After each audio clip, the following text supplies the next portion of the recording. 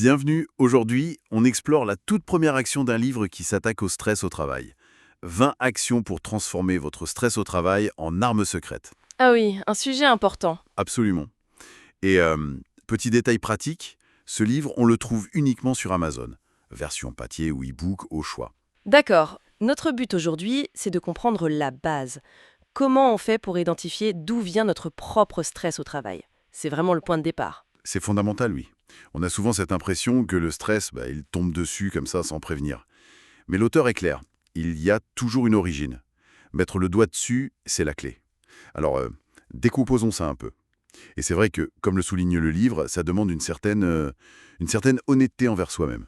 Comment ça? Chercher les sources, ça peut vouloir dire regarder des choses pas très agréables, sur notre environnement de travail, nos relations ou même nos propres réactions. Justement, l'auteur raconte son propre vécu. Plus de 25 ans de stress au boulot. Ça venait de partout. Les relations, la pression des attentes, la peur de l'échec aussi. C'est long, 25 ans. Oui, Il dit qu'il est de nature plutôt anxieuse en plus.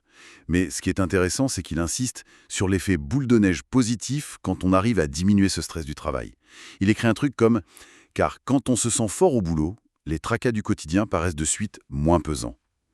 Ça parle, oui. ça dépasse le cadre strict du bureau. Carrément. Et ce qui est fascinant dans son analyse, c'est quand il réalise que le stress, il ne venait pas que de l'extérieur. Ah bon? Oui, une grosse partie venait de sa perception interne, des exigences personnelles très élevées, une peur quasi constante d'être jugé, et puis ce manque de recul, le fait de tout mouliner dans sa tête. D'accord, donc c'est nous-mêmes qui en rajoutons une couche, en quelque sorte. Voilà, c'est ça.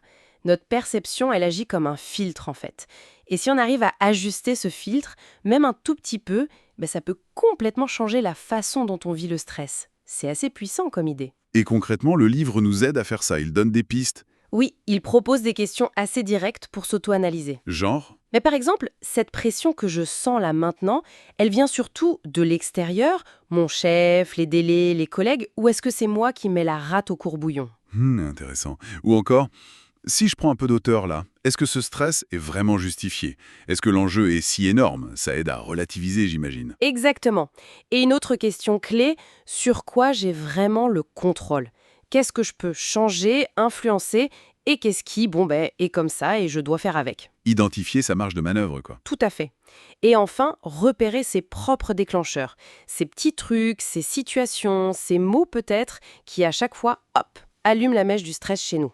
Ah oui, les boutons rouges personnels. Voilà, c'est une bonne image.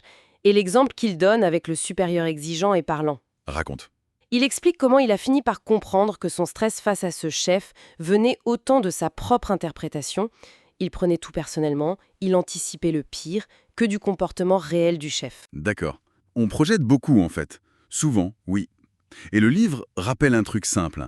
Nos chefs, ils ont aussi leur propre stress, leur propre pression. Faut pas croire que tout nous est destiné. Bon point. Du coup, la préparation devient une arme. Bien préparer ses dossiers, anticiper les questions, ça permet de gérer son propre niveau d'anxiété et de mieux faire face.